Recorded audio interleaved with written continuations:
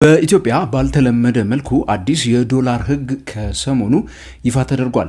በዛሬው ቪዲዮ ከነዛ ከተለያዩ ህጎች ውስጥ በጣም አዲስ የሆነውን የፎርዋርድ ትሬድ ጉዳይ በፎሬክስ ማርኬት ምን ማለት እንደሆነ ልነግራችሁ ነው የመጣሁት። እስከዛሬ የለመድነው ስፖት የሚባለው አሁን ይዛችሁት ለመጣችሁት ዶላር በተለጠፈችው ሬት የሚከፍሏችሁ ወይንም ደግሞ ልትገዙ በምትሄዱበት ሰዓት እንደዛው በተለጠፈው ሬት የምትከፍሉት አይነት ሂደት ነው። ይህንን የሚቀይርና ዋጋን ዛሬ ለነገ የምትስማሙበት አይነት አዲስ የፎርዋርድ ትሬድ የሚባል ነገር መጥቷል። ለመሆኑ ይህ ለነጋዴዎች ምን ማለት ነው? ከውጭ ኢምፖርት ለሚያደርጉ ሰዎች፣ ከሀገር ውስጥ ወደ ውጭ ኤክስፖርት ለሚያደርጉ ሰዎች፣ ለባንኮቻችን፣ ለኔና ለናንተ ደግሞ እንዲሁ ለገዢዎች ምን ማለት ነው የሚለውን ነገር ነው በዛሬ ቪዲዮ የምነግራችሁ። ብዙ ሰዎች ስለ ፎርዋርድ ትሬድ ያላቸው የተሳሳተ አመለካከት አለ። ሜቢ ባንኮች ውስጥም ሊሆን ይችላል፣ ከባንክ ውጭ ያሉ ነጋዴዎችም እንዲሁ ደግሞ ሌሎች እንዲያው ስለ ፋይናንስ መስማት የምትፈልጉ ሰዎች ማለት ነው። ታዲያ እነዚህ ነገሮች በተቻለ መጠን በአጭሩ ለማጥራት እሞክራለሁ በዛሬ ቪዲዮ። የተወደዳችሁና የተከበራችሁ የንጋት ፖስት ቤተሰቦች ለቻናሉ አዲስ ከሆናችሁ ሰብስክራይብ በሉ፣ ከኢትዮጵያ ውጭ ካላችሁ ደግሞ ጆይን በሉ፣ አበረታቱን እያልኩኝ በዚሁ ወደ ዛሬ ቪዲዮ የምገባ ነው የሚሆነው።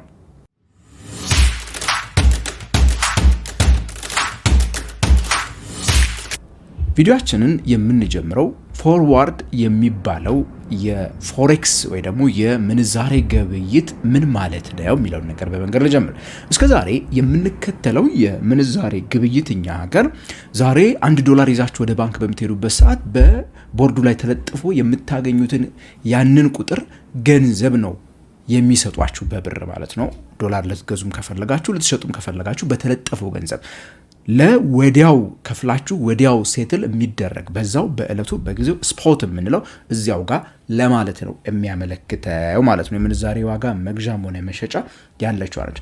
ፎርዋርድ ይሄንን ይቀይረውና ከሆነ ጊዜ በኋላ ከሳምንት በኋላ ከወር በኋላ ከሁለት ወር በኋላ ከሶስት ወር በኋላ ሊሆን ይችላል ዶላር መግዛት ወይንም መሸጥ ፈለጋችሁ እንበል። ያንን የምትገዙበትን ዋጋ ወይ ደግሞ የምትሸጡበትን ዋጋ ዛሬ ለነዛ ለወደፊት ላሰባችሁት ስፔሲፊክ ዴት ተስማምታችሁ መፈራረም ማለት ነው። የፎርዋርድ ኮንትራክት የምንለው ማለት ነው በፎሬክስ ገበያው ማለት ነው። የነገን ዋጋ የነገን የምንዛሬ ዋጋ ዛሬ ምን ማድረግ ማለት ነው መትከል ማለት ነው። አስታውሳችሁ አብዛኛዎቹ የኛ ሀገር ነጋዴዎች ኢምፖርት ለማድረግ በሚያስቡበት ሰዓት ምንድን ነው የሚያደርጉት? ስፖት ስለሆነ የምንከተለው እንትን እቃው ልክ በሚመጣበት ሰዓት ዶክመንቱ ክፈሉ ሲባሉ ዶላሩን ሲከፍል ያ ከሶስት ወር በፊት ፕሮሰሱን የጀመሩት ነገር ከሶስት ወር በኋላ በሚሆነው ዋጋ ነው ኢቭን የሚከፍሉትና ያ ብዙ ችግር ሲፈጥር ነበረ። በአንድ ስፖት ላይ ለምሳሌ አንድ አሜሪካን ዶላር አሁን ባለው ስርዓት 130 ብር ነው ብትባሉና ያንን ገንዘብ ልትከፍሉ የሚገባው ከሶስት ወር በኋላ የሚጠበቅባችሁ ቢሆን ምን ማለት ነው? ከሶስት ወር በኋላ $100,000 ነው ብላችሁ ኢምፖርት ላደረጋችሁት አካል ልትከፍሉ በምትሄዱበት ሰዓት 130 ብር ከሆነ መጀመሪያ የነበረው የዛሬ 3 ወር መጀመሪያ ስትዋዋሉ ስትጀምሩ ስርዓቱን ከ3 ወር በኋላ 160 ብር ቢገባ $100,000 ለመግዛት 16 ሚሊዮን ነው መክፈል ያለባችሁ። በስፖት ግን በስፖት ነው ይሄኛው። በፎርዋርድ ግን ምንድነው የምታደርጉት? በ132 ብር ዶላር ከ3 ወር በኋላ ከ90 ቀን በኋላ እገዛሃለሁ የሚል ውል ትፈራረማላችሁ። ዶላሩ ወደ ላይም ከፍ ቢል ወደ ታችም ዝቅ ቢል 160 ቢገባ 115 ብር ቢገባ ከሶስት ወሩ በኋላ 13.2 ሚሊዮን ብር ነው የምትከፍሉት ማለት ነው ለባንኩ። ባንኩ ጨምሮ ኦር ቀንሶ የመክፈል ግዴታው የራሱ ይሆናል። እናንተ ፎርዋርዱን እንደዚህ ታደርጋላችሁ ማለት ነው። እዚህ ጋር የምንገዛው በነገራችን ላይ ትርፍን አይደለም። ድርጅቶች ፎርዋርድ ኮንትራክት ከባንክ ጋር ሲገቡ እርግጠኛነትን ነው የሚገዙት። ፕሬዲክታቢሊቲ ነው የሚገዙት። ሪስካቸውን ነው ማኔጅ የሚያደርጉበት። በንግድ ውስጥ ለሚኖራቸው እንቅስቃሴ እርግጠኛነት ነው በዋናነት በፎርዋርድ ገበያ ውስጥ የሚገዛው።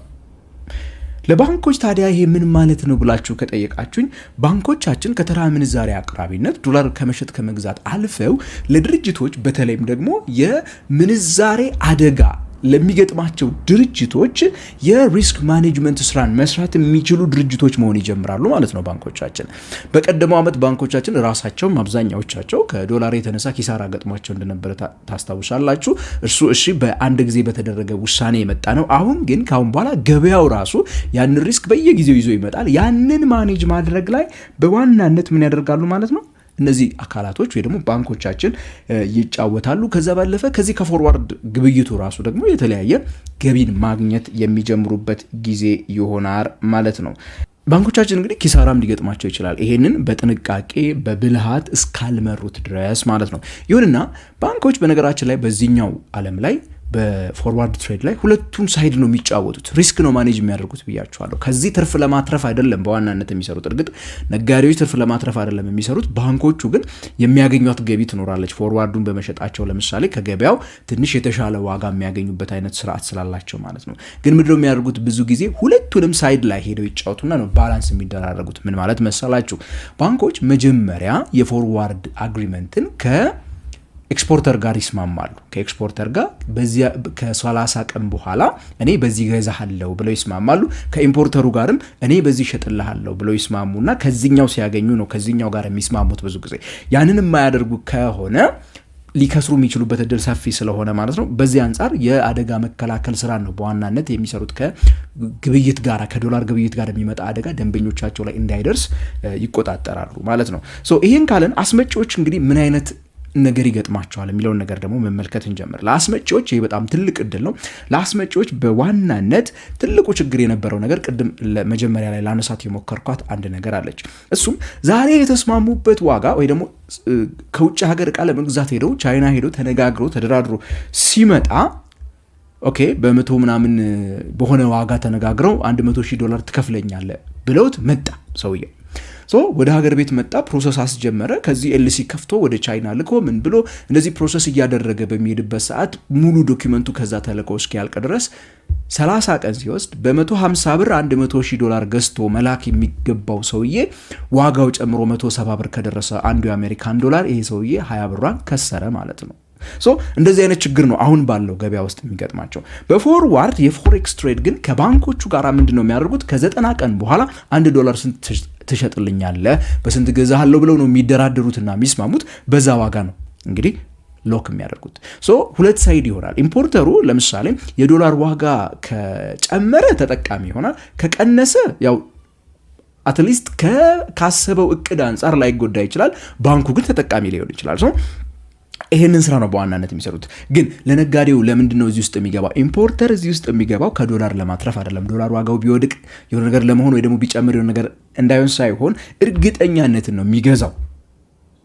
ስለ ወጪው መገመት፣ ማቀድ፣ በጀት ፕላን ማድረግ እንዲችል ያደርገዋል። የተረጋጋ የዋጋ ሊስት እንዲያወጣ ያደርገዋል። የትርፍ ዳጉን ማስጠበቅ ላይ እንዲሰራ ያደርገዋል። በመጋዘን ውስጥ የሚያስቀምጠውን ኢንቬንተሪ የምንለውን እሱን በተሻለ መልኩ ማኔጅ ማድረግ እንዲችል ያስችለዋል ማለት ነው። እቃ መቼ ነው መቀየር ያለብኝ የሚለውን ነገር ለምሳሌ አንዳንድ ጊዜ የሆነ ነገር ይመጣል ብለው በማሰብ ነጋዴዎች እቃ ቶሎ ቶሎ ገዝተው ወደ መጋዘን ያስገባሉ አይደለ? መጋዘን በማስገባት ማጨናነቅ፣ መበላሸት የሚመስሉ ነገሮች እንዳይገጥሟቸው በጊዜ ማቀድ ይችላል። ኦኬ ከ3 ወር በኋላ ዶላር በዚህ ማግኘት ስለምችል ቀስ ብዬ እቃ አስገባለሁ የሚል አይነት ውሳኔ መወሰን እንዲችሉ ያስችሏቸዋል። ዋጋ ይሄን ያህል ነው ብለው ሊተምኑ ይችላሉ። አንዳንድ አገልግሎት ሰጪዎች በየቀኑ በየወሩ ዋጋ መቀየር በጣም ሊያስፈራቸው ይችላል፣ ደንበኞች ሪአክት ስለሚያደርጉ ማለት ነው። ያንን እንዳያደርጉ የተረጋጋ ዋጋ ሴት ማድረግ እንዲችሉ ሊያግዟቸው ይችላሉ ማለት ነው። ስለዚህ ድንገተኛ የሆነ ኢንፍሌሽን ወይ ደግሞ ይሄ የዋጋ ግሽበት እንዳይከሰት የሚከላከል ነው የሚሆነው፣ በተለይ ለኢምፖርተሮች ማለት ነው። በዛ በተስማሙበት ጊዜ የዶላር ዋጋቸውን ሎኪን አድርገው ስለሚጠብቁ ብዙም የሚቸገሩበት መንገድ የለም። ኤክስፖርተሮች በተቃራኒው ደግሞ ኤክስፖርተሮችም ቢሆኑ እንግዲህ በእኛ ሀገር ሁኔታ አሁን ይሆናል ብዬ በአጭር ጊዜ በአመት በሁለት አመት ውስጥ ይሆናል ብዬ የማልጠብቀው ነገር ነው ይሄኛው ፓርት ማለት ነው። ኤክስፖርተሮች ደግሞ ምን ብለው ቢያስቡ ማለት ነው ዶላር ቢዳከምና ብር አቅም ቢያገኝ የሚል እሳቤ ነው። ለምሳሌ አሁን ባለው የገበያ ሁኔታ የሆነ ነገር ኤክስፖርት አድርገው $1 ሚሊዮን የሚያገኙ ከሆነ አሁን ባለው ለምሳሌ 150 ምናምን ሚሊዮን ብር ነው የሚደርሳቸው። እንዳጋጣሚ ሆኖ ዶላር ወደ 140 ምናምን ቢወርድ ግን የሚያገኙት ብር 140 ምናምን ሚሊዮን ይሆንባቸዋል። እንደዚህ አይነት ልክ ከላይ እንዳለው እርግጠኛ ሆኖ ለማቀድ እንዲያስችላቸው እንጂ ብያቸዋለሁ፣ ትርፍ ለማትረፍ ፎርዋርድ ኮንትራት ውስጥ አይገባም። ፎርዋርድ ውስጥ በሚገቡበት ሰዓት ባንኩን እኔ ከ3 ወር በኋላ የሚመጣ ዶላር አለኝ በዚህ ትገዛኛለህ ወይ ሲሉ እቅዳቸውን ለማቀድ የተለያዩ ሰርቴኒቲ የሚያስፈልጋቸው የበጀት ፕላናቸውን ለማውጣት በሚያስፈልግ መልኩ ያንን ያክል ብር ማግኘት ከዛ ስራቸውን በተረጋጋ ሁኔታ መስራት የሚፈልጉ ከሆነ የሚገቡበት ነው። ግን እንደነገርኳችሁ ይሄ በአጭር ጊዜ በእኛ ሀገር ሁኔታ የሚሆን ነው ብዬ አላምንም። ብር ከዶላር አንጻር አቅም ሊገነባ የሚችልበት እድሉ በጣም ጠባብ ስለሚሆን ማለት ነው። እንግዲህ እነዚህ ከላይ የነገርኳችሁ ነገሮች የባንኮች ጨዋታዎች ናቸው። እኛ በግል ፎሬክስ ትሬድ አናደርግም።